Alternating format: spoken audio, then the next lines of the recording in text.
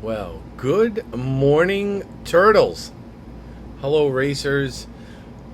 This is my post race video, I guess, kind of reviewing the 5K we did yesterday, which was the Narragansett Summernights 5K at Mount Hope Farm in Bristol, Rhode Island.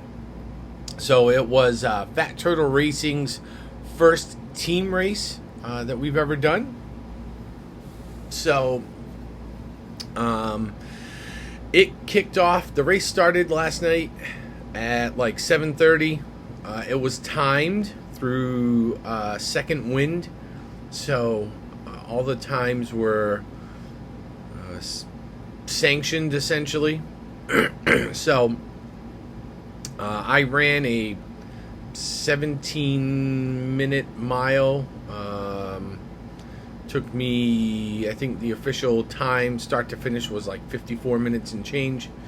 So that was, I guess, good. I had a goal of doing it in under an hour. I thought I could get 50 minutes, but for those of you that watched yesterday live, and there were a lot of us, I will say it was extremely hot. We've been having a heat wave the last few days here, and the humidity was super high. So when the race started, the ambient temperature wasn't terribly high, but the feels like was around 91.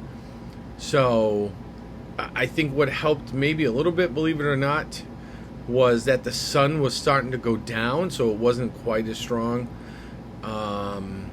The problem I had yesterday, outside of the heat, was the heat I could almost deal with. It was the air was so thick, it was difficult for me to breathe, and the hills. So, if you all watched yesterday's live, it was over. I kept saying over and over, every hill I got to, I'm like, bro, there's another hill, right?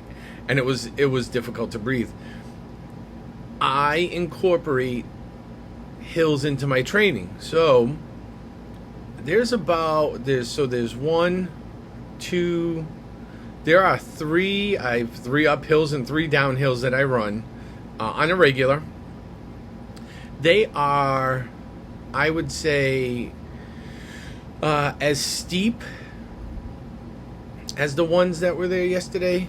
They're not as long as the ones at this 5K were. I think what really hurt me in terms of doing a better time was that there were just a lot of little hills that are as steep as the ones I normally do, and they were at just regular intervals. I did a little math, and there was a hill on average every 0.28 miles.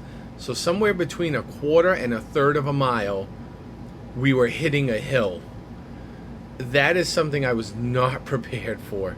So typically when I run around here, I go up the hill, right? And then it flattens out, and you run for a little bit, and then you go downhill, and it's flat for a while, and you run, and then you go up the hill.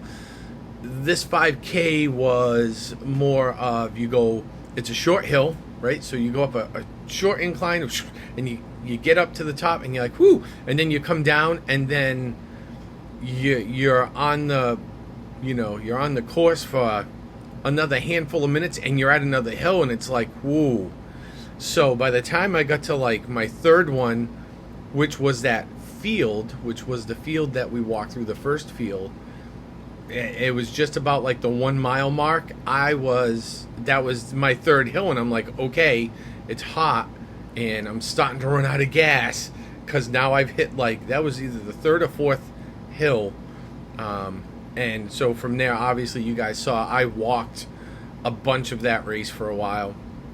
I did finish strong, but now this was a really good learning lesson. So around here, my training runs are great. They're not terrible, but there are obviously a couple of things now that I need to do. First of all, I know I need to incorporate strictly hill work into running. So that is, we have a couple of really steep inclines around my neighborhood here, which is part of my, is one of those 3 I was just talking about. I need to strictly work with those hills for 20 or 30 minutes, like once a week. Just run up it, run down, then run. So the other thing we actually all talked about in the car on the way home is doing a heat workout. So now that the summertime is here, we're all kind of talking about, probably gonna have to throw in kind of some heat runs to get out, and we're not talking about like pushing ourselves.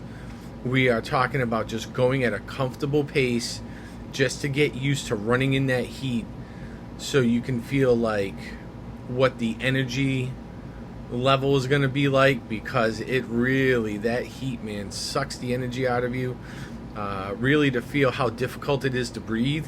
So it was hot the other day when I ran on Tuesday. I ran, and it was hot that day, and they all said I was crazy, and it did kind of suck.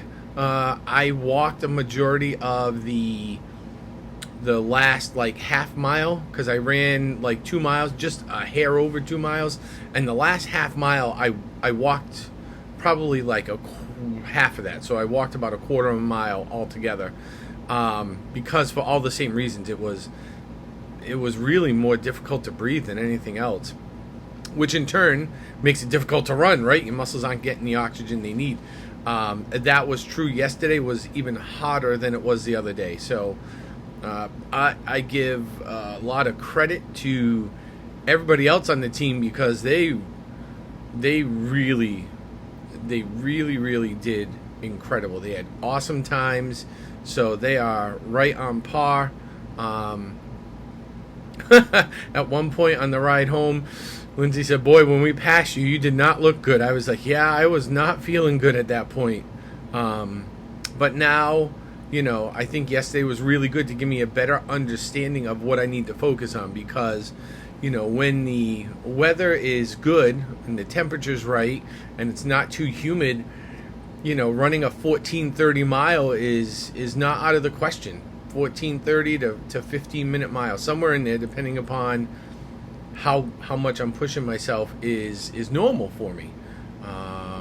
But obviously, when the weather conditions change and it gets a little warmer, that is something that I need to start accounting for, because Disney World in January, when you look at the average temperature, it's not terrible, but it has been known to be incredibly warm at the beginning and by the end of that race.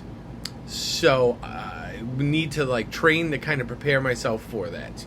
But all in all, yesterday I was not very happy with my performance. I was probably a little too hard on myself. But now that I've took some time and reflected a little bit, I did achieve my goal of doing it in under an hour, knowing that it was going to be, the weather was not going to help me yesterday. You guys, if you watched the live, I kept asking, how much time do I got left? Because I knew I would be close to the 1 hour mark. So that was, that's a win. I'll take that win. I want to do it under an hour. My secondary super goal was to do it in 50 minutes or less, but we were close. It was 54 minutes and change. So I will take that, considering how much running I did compared to how much walking, and that tells me that my runs, I was running, so especially at the beginning, downhill and stuff. But lessons learned, I think a good lesson learned yesterday was, when you have a downhill, don't take it for all it's worth. Slow yourself down, maybe conserve a little bit of that energy. So it was a good time. It is what it is. So we're going to improve. This week will be a lot of working on running a little bit faster and trying to get out and run in the heat. And typically, we're not going to run too many, we'll call it nighttime races. So a lot of our A lot of our races will be, you know, in the early to mid morning, which is when I typically prefer to run anyways. So the next race we have is coming up in just a couple of weeks. It's going to be Portsmouth, Rhode Island. We're doing a run, a 5K at a vineyard. So, and then at the end of it, I guess you get a glass or two of wine or something. That's going to be a little earlier in the morning. So make sure that you are subscribed so you don't miss when we go live for that. And you're getting all of our updates as we post more content like this. And hopefully we will see you all in the very near future. We had a great day yesterday. We had over 100 people at one point watching. We were at a steady 80 to 90 people almost the whole race. We had somewhere in the neighborhood of right around 80, 85-ish people sign up to follow us. They became racers. They subscribed. So if you've seen this for the first time, make sure you do too. And hopefully we will see you here in the very near future. So for right now, keep it real. Keep those shells shined up. And we'll see you all real soon.